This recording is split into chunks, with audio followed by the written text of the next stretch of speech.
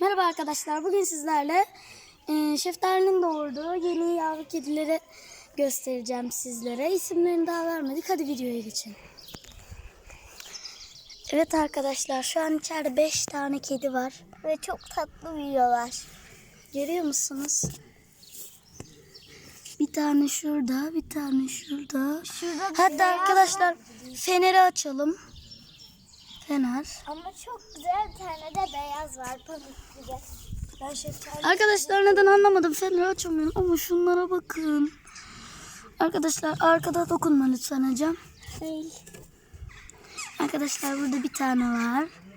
Arkasında bir tane beyaz var. Ay şeftali çıktı. Şeftali çıktı arkadaşlar.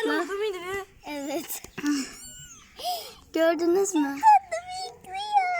Evet arkadaşlar, Şeftali yavruları kapattı. Bu arada benim bir sürü kedim vardı. Hepsi gitti. Bu arkadaşlar arkadaşımın adı Ecem. Bu da Berkay. Evinde bir tane kedisi vardı Ecem'in. Ne oldu ben de bilmiyorum. Hava Biz de dükkanda besliyorduk da kaçtı. Soğuktan ölmüş arkadaşlar. Bizimki de kaçtı. Berkay'ınki de kaçmış. Pamuk. Çok Bir üzüldüm. bana tutsana. Pamuk. Eğer beni hatırlıyorsan lütfen dükkana geri dön. Pamuk. Seni özledim Pamuk. Arkadaşlar bizim eski balkonda bir kedimiz vardı.